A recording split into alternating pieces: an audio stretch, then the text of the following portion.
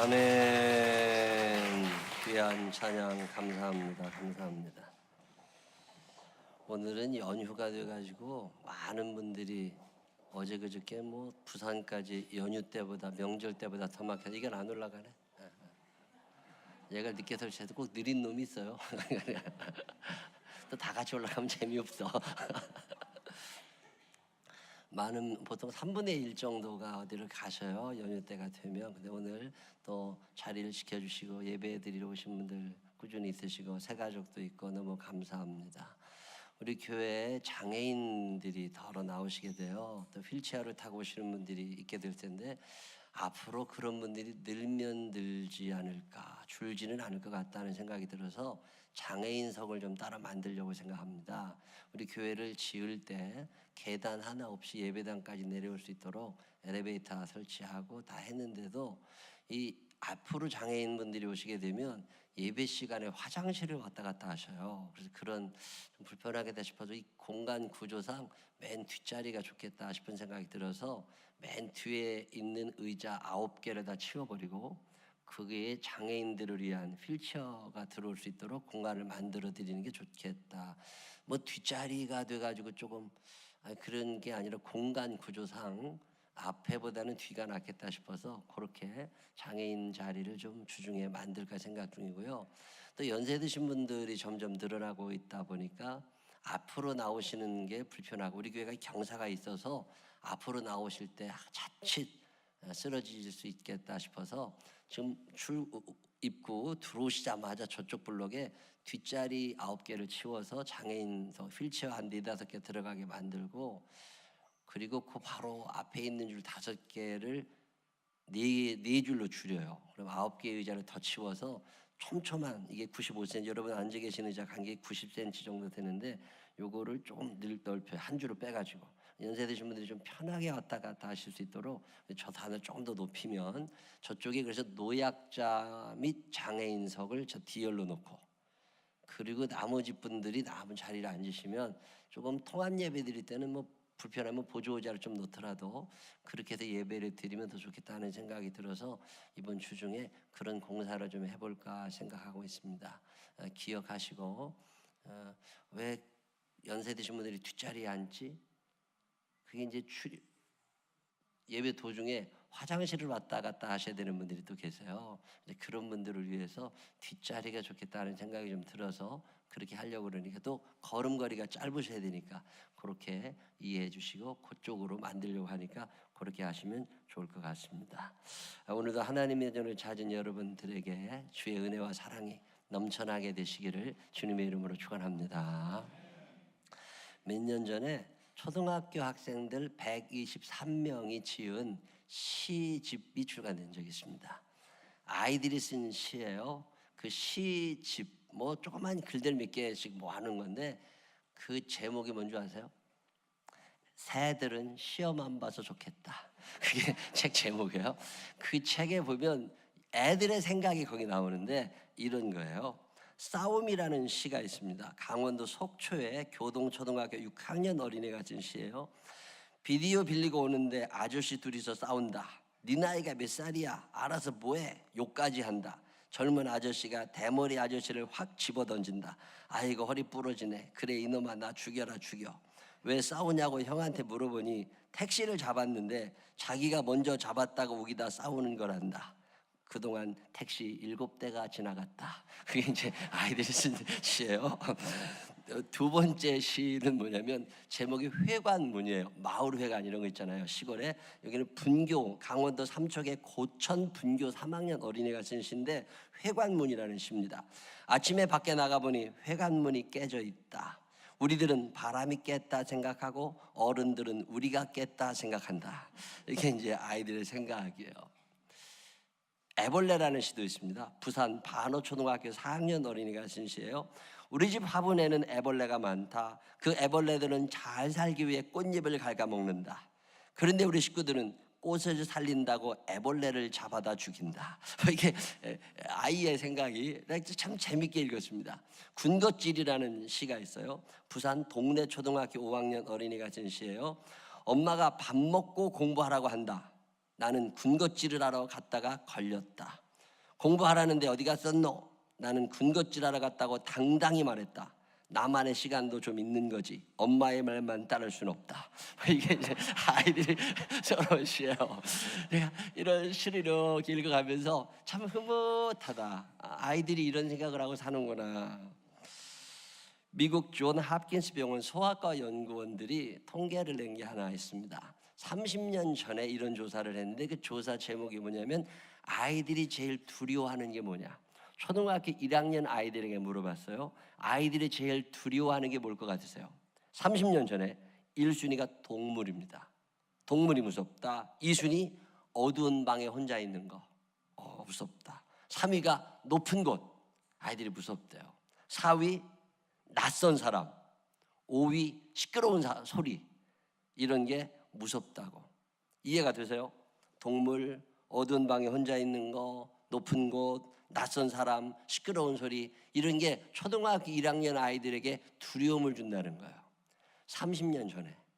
지금 아이들은 전혀 다른 이야기를 했습니다. 30년 후에 똑같은 병원에서 똑같은 연구소에서 똑같은 질문을 똑같은 나이 아이들에게 했습니다. 근데 반응이 전혀 다르게 나왔어요. 요즘 아이들입니다. 초등학교 1학년에 들어간 아이들이 제일 두려워하는 게 뭔지 아세요? 1위가 부모의 이혼이에요. 제가 많이 놀랐습니다. 2위가 뭔지 아세요? 핵전쟁이에요. 초등학교 1학년 아이들이. 3위가 뭔지 아세요? 암입니다. 4위가 뭔지 아세요? 환경오염. 5위가 성폭행을 포함한 폭행이에요. 30년 전의 아이들이 왜 30년 만에 이렇게 변했을까? 거기에는 어른이라고 표현된 우리들의 죄가 크다는 생각이 들었습니다. 이 두려움의 시대, 내가 내 자녀를 어떻게 길러야 할까? 걱정이 앞설 때가 있고 해답을 찾고 싶을 때가 참 많습니다. 스티브 파라라고 하는 사람은 문제아 자녀를 만드는 몇 가지 길을 소개한 적이 있습니다. 이렇게 기르면 이 아이는 문제아가 된다는 거예요. 물론 부모들이 원하지 않지만 우리가 하고 있는 일들이에요. 어릴 때부터 자녀가 원하는 대로 다 해주어라. 문제아가 되는 지름길입니다. 노라는 말을 가르치지 않은 거죠. 먹고 싶으면 먹고, 자고 싶으면 자고, 텔레비 보려면 보고, 네 마음대로 하라. 문제아의 지름길입니다. 영적인 훈련을 전혀 시키지 말아라. 하나님이 계시다는 것을 어렸을 때 아이들에게 가르쳐 주어야, 어린 시절에 하나님을 만날 수 있는 경험을 해주면 이 아이는 문제아가 될 수가 없습니다. 어린 시절에 하나님 경험이 없는 거예요. 아이들이 점점 하나님에게서 멀어지게 될수록 문제아가 될 확률이 많아지는 거죠. 잘못됐다는 말을 하지 말아라. 또 자녀가 흘린 것을 쫓아다니며 주워주어라. 아이들은 흘리게 되어 있어요. 아이스크림도 사탕도 껌도 먹으면 다 버리고 흘리게 되어 있는 게 아이들이에요. 근데 그 뒤를 따라다니면서 엄마가 점점 주워주면 아이는 무책임한 아이로 자란답니다. 제가 어떤 집에 신방을 꽤 오래전이죠. 예배를 드리는 동안에 아이들이 방에서 열심히 놀았어요. 뭐 장난감이 난장판이 됐죠. 밥 먹을 시간이 됐습니다. 밥 먹을 시간이 되니까 그 엄마가, 집사님이 치우고 나와라. 아이들이요, 자기가 그동안 놀았던 걸 다 치워서 원상태로 다 돌려놓고 밥을 먹으러 나와요. 이런 가정이 몇 가정이나 될까요? 자녀들이 잘 성장하기를 원하면 아이들이 논 장난감을 스스로 치우게 가르쳐 줄 수 있는 부모가 있어야. 엄마가 막 다 치워주잖아요. 무책임한 아이가 거기서 나오기 시작하는 거죠. 저도 그렇게 큰 것 같아요. 우리 어머니는 제 장난감을 단 한 번도 치워준 경험이 없는 것 같아요. 장난감도 몇 개 없고 딱지 몇 개, 구슬 몇 개지만 우리 어머님이 그걸 치워준 기억이 제가 없어. 그러나 그것이 돌아다니면 엄마가 버렸던 기억은 납니다. 너는 이것을 갖고 다닐 만한 자격이 없어. 버려버려요. 저도 그랬던 것 같아요. 제가 우리 아들, 딸의 장난감이나 어떤 물품들을 치워준 기억이 거의 없습니다. 우리 아이들이 자라면서 아이들이 소중하게 생각했던 물건들이 너저분하게 널려 있으면 제 기억에 버렸어요. 너는 이 물건을 가질 자격이 없어. 이건 네가 가지면 안 돼. 버렸던 기억이 나요. 저녁에 자기 전에 우리 아들이 우리 딸이 방을 다 지저분하게 해놓고 있으면 안 재웠던 기억이 있어요. 하루 종일 너희가 실컷 놀았던 이 방을 깨끗하게 정리해놓고 자라. 오늘 주님이 다시 오신다 해도 기쁨으로 맞이하고 부끄럽지 않게 깨끗하게 해놓고 자라. 제 기억에 그게 어쩌면 우리 딸에게 병이 됐을 수도 있어요. 깔끔해야 되거든요. 근데 어쨌든 자기가 흐트린 물건에 대해서 자기가 정리할 수 있는 것 정도는 부모가 가르쳐 주어야지, 그러지 않으면 무책임한 아이로 자란다는 거야. 손에 닥치는 대로 아무거나 읽도록 내버려 두어라. 그의 두뇌에는 쓰레기가 가득 찰 것이다. 참 마음에 와닿는 이야기예요. 여러분 자녀들이 어떤 책을 읽고 있는지 아세요?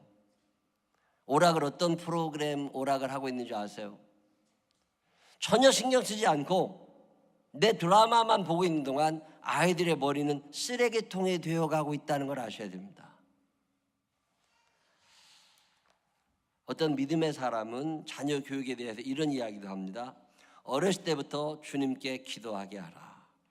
하나님의 뜻을 최고 목표로 삼게 하라. 계속적인 모범을 보이라. 뭐 이런 얘기 다 읽어보면 참 어려워요. 부모가 싫어하는 일은 자녀에게도 시키지 말아라. 자녀들과 시간을 함께 가져라. 다른 아이들과 비교하지 말아라. 뭐 다 알고 있는 얘기죠. 근데 잘 안 된다고. 제가 목사로 살면서 여러 사람을 만나면서 우리 교인들 중에서도 답답하게 생각하는 사람들이 있습니다. 사이즈가 작은 사람들이에요. 생각이 너무 작아요.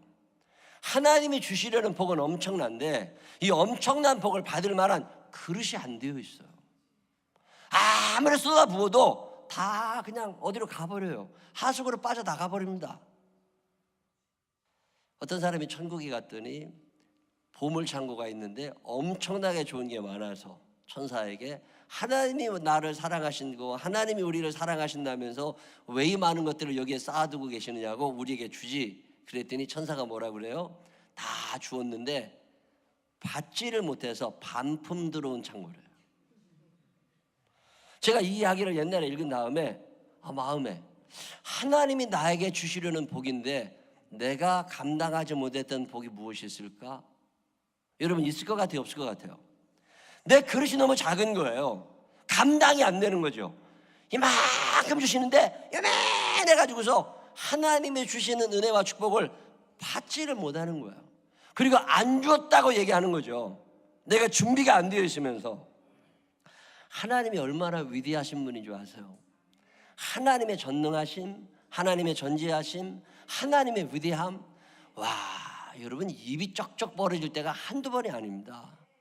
그 엄청난 하나님이 우리를 사랑하시는데 무엇을 아끼시겠어요? 근데 우리가 그릇이 안 돼 있는 거야. 하나님의 능력, 하나님의 은혜를 내 것으로 만들 수 있는 나의 그릇이 너무 작아요. 하나님이 아무리 쏟아부으셔도 감당이 안 되는 걸. 그러면 그렇게 살아야지 어떻게 안 돼요? 도와주어서 될 일이 아닙니다. 쏟아부어 주어서 될 일이 아니에요. 자기 혼자 힘들게 사는 거예요. 참 안타까워요. 그러시면 어떻게 할 수 없습니다. 그의 생각이 변하지 않아요. 그의 언어, 그의 행동이 변하지 않기 때문에 하나님은 더 이상 해주실 수 없는 거죠. 저는 적어도 우리의 자녀들이 나보다는 그릇이 큰 사람이 되기를 바랍니다. 여러분의 자녀들이 여러분보다 그릇이 큰 사람들이 되시기를 주님의 이름으로 축원합니다.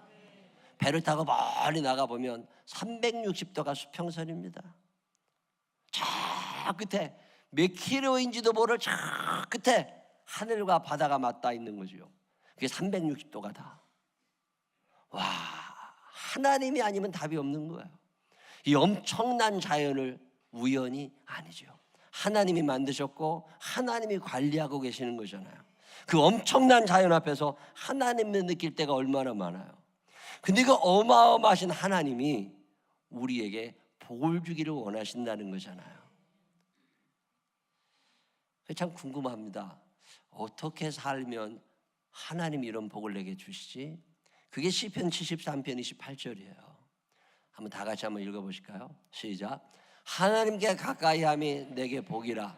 내가 주 여호와를 나의 피난처로 삼아 주의 모든 행적을 전파. 다시 한번 읽습니다. 시작. 하나님께 가까이함이 내게 복이라. 내가 주 여호와를 나의 피난처로 삼아 주의 모든 행적을 전파하리이다. 아멘. 그 엄청난 하나님께 가까이 가는 게 복이라는 거예요. 하나님께 가까이 갈 수 있는 여러분들이 되시기를 바랍니다. 아이들이 크게 웃고 아이들이 보람 있게 살기를 원하시거든 그 아이들을 하나님께로 가까이 인도하시기를 바랍니다. 그러면 하나님이 복공장을 갖고 계시기 때문에 하나님이 돌려주시는 복이 아이들에게도 임하게 된다는 거잖아요. 아이들에게 무엇을 물려주고 싶으신 거예요? 돈을 물려주려고 애쓰다 보니까 엄한 사건들이 많이 나오는 거잖아요. 자녀들에게 믿음을 물려줄 수 있는 부모님들이 되시기를 바랍니다. 아이들에게 믿음을 물려주지 못하니까 학원에서 학원으로 아이들을 돌려대잖아요. 학교에서 학원, 학원에서 학교, 주말이면 야외로 데리고 나가야 되고 참 좋을 것 같지만 그렇게 자란 아이들의 삶이 불행한 거잖아요. 대한민국 청소년 세계 불행지수 1위입니다. 꿈이 다 사라져가요. 꿈을 꾸려고 하지 않고 근성도 사라져가고 있습니다. 공부밖에는 한 게 없는데 모든 아이들이 공부만 하다 보니까 경쟁이 너무 치열해져요. 앞이 보이지 않습니다. 그러니 절망하고 자살하고 원망하고 화가 나요. 어느 날 내가 공부가 아니라는 걸 알게 된 거죠. 그럼 뭐지? 그래서 자기 외모를 고치기 시작하는 거잖아요. 수술을 하고 코를 높이고 옷을 사보고 뭐 손톱도 칠해보고. 근데 어느 날 알게 된 거죠. 아, 나는 외모로도 안 되는구나. 그리고 난 다음에 또 운동한다고 얼마나 열심히 놀았는데 나보다 더 강력한 사람들이 많다는 걸 알게 된 거죠.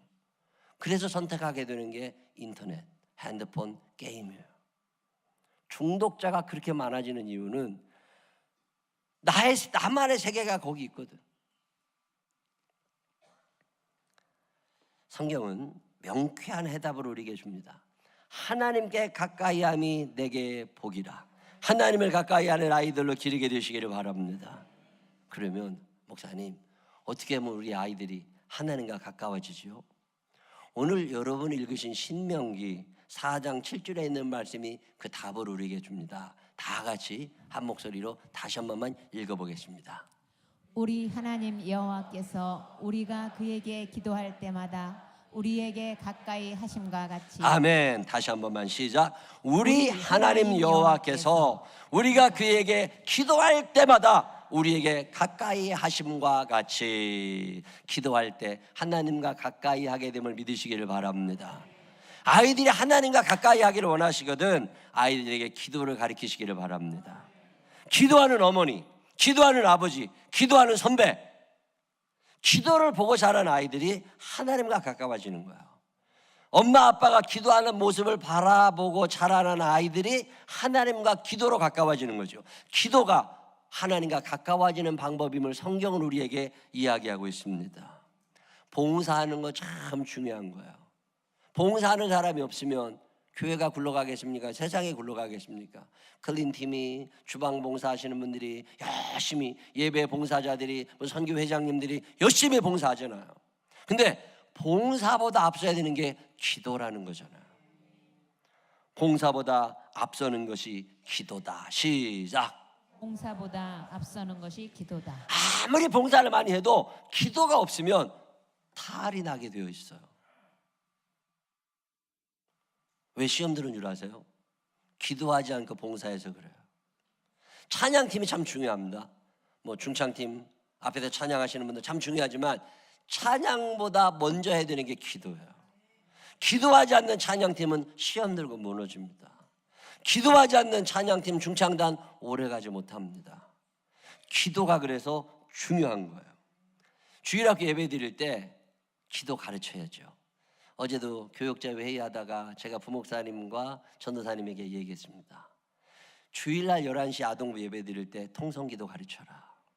선생님들 따로 앉아서 예배 드리지 말고 아이들 옆에 같이 앉아서 아이들 붙잡고 기도해라. 기도하지 않으면 아이들이 영적으로 성장할 수가 없다. 제가 며칠 전에 어느 교회 가서 예배를 드리는데 말씀 다 전하고 다 같이 통성으로 기도를 하는 시간인데, 기도를 하고 있는데 청년들이 일어나는 거예요. 그래서 어디 왜 그러지? 그랬더니 일어나서요, 그 선생님들인데 다 앞으로 나와가지고 자기가 가르치고 있는 아이들을 다 붙잡고 기도를 해요. 시키지도 않았는데 너무 자연스럽게 평소에 그렇게 살아온 거예요. 기도 시간만 되면 아이들을 붙잡고 선생님들이 기도를 하는 게 너무 자연스러워가지고 아이들을 붙잡고 간절하게 기도하는데 제가 참 큰 은혜를 받았어요. 얼마 전에 경기도에 있는 어떤 교회 부흥회를 하는데요, 그 장로님이 저를 이제 차를 태워서 숙소에서 교회까지 왔다 갔다 데리고 다니셨는데, 그분이 이런 얘기해요. 자기 교회는 청년부들이 자랑이래요. 청년들이 한 50명 나온대요. 우리 교회랑 비슷한 거거든요. 근데 뭐가 그렇게 자랑이냐고 그랬더니, 그 청년들이 기도를 하고 그 청년들이 아동부, 중고등부를 먹여 살린대요. 그러면서 이 청년들이 하나님 앞에 드리는 예물 중에 주일헌금과 감사헌금을 교회에서 손을 대지 않는답니다. 교회 재정부가 다 드린 예물을 모아서 교육 예산으로 쓴대요. 그 교회는 교육부 예산이라는 게 없대요.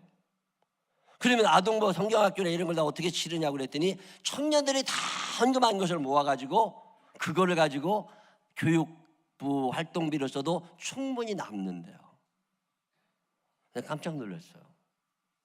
그래서 교회 와가지고 2017년도 한 해 동안 우리 교회 청년들이 헌금을 얼마나 했지 쫙 살펴봤어요.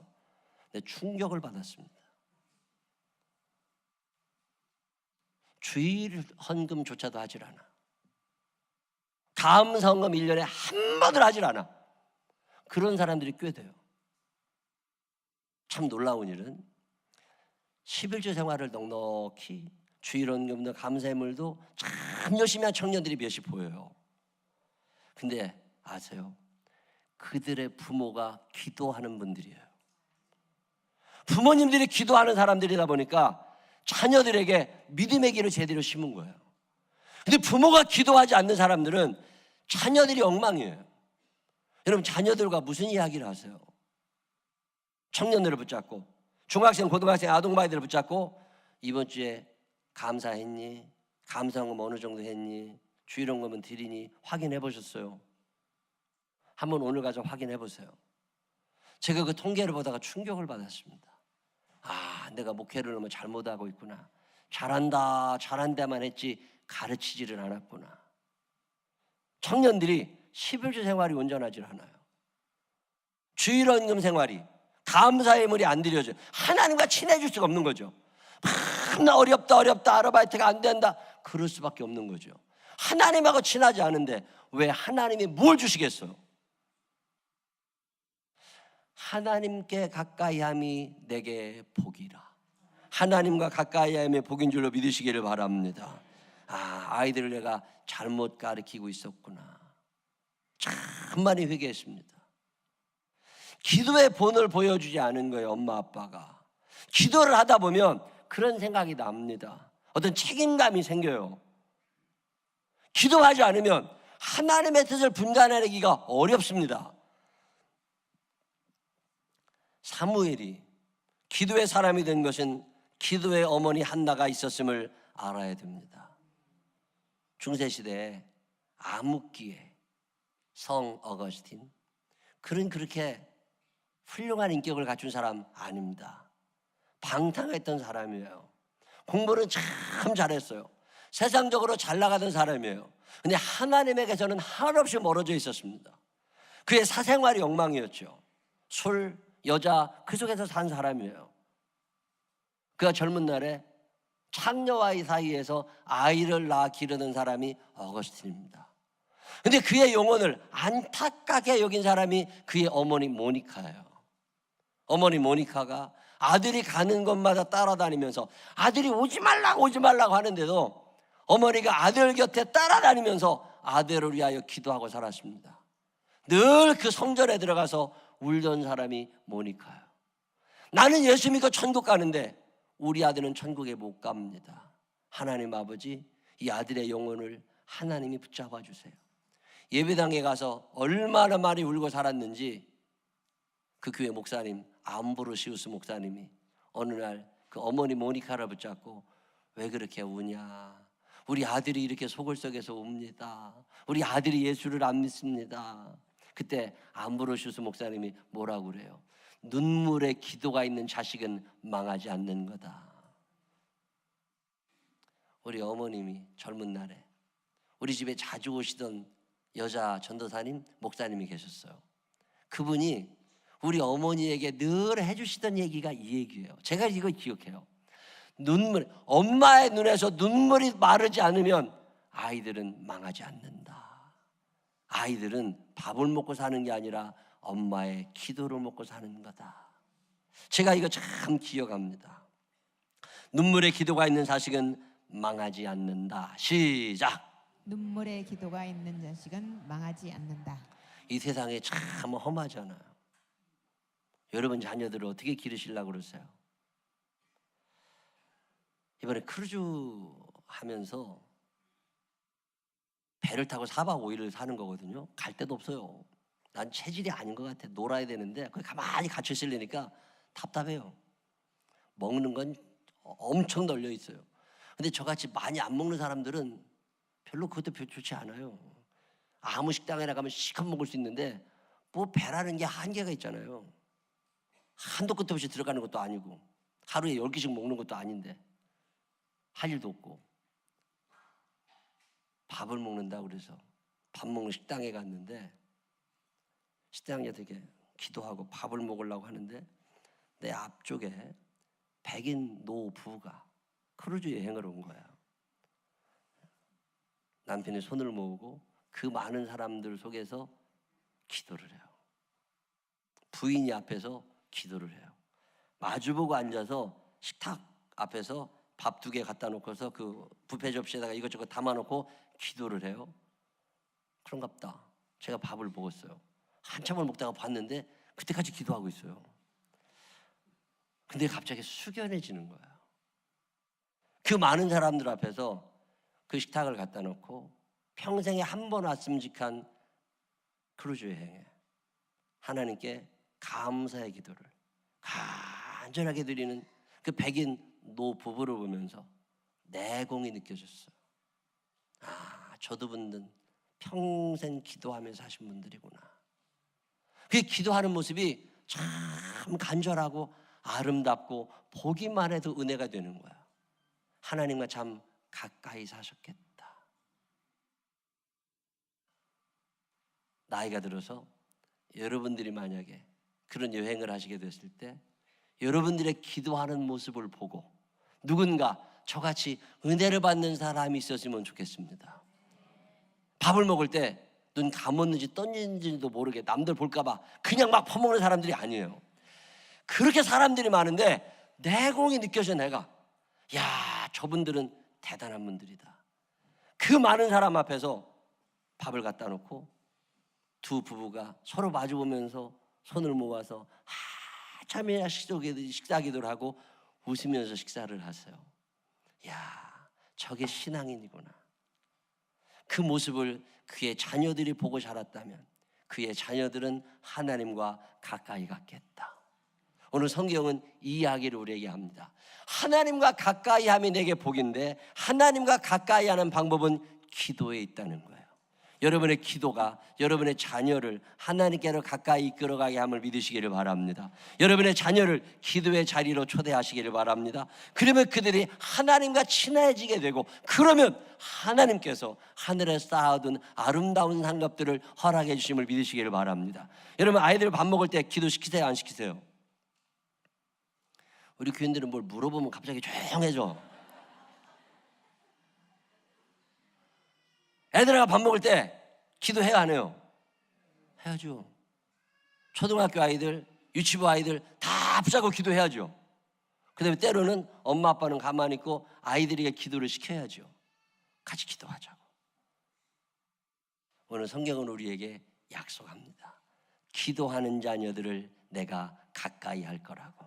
여러분의 기도가 끊어지지 아니하고 우리의 자녀들이 기도하는 자녀들이 되어서 하나님과 친해져 살아갈 수 있는 믿음의 사람들이 되시기를 주님의 이름으로 축원합니다. 기도하겠습니다.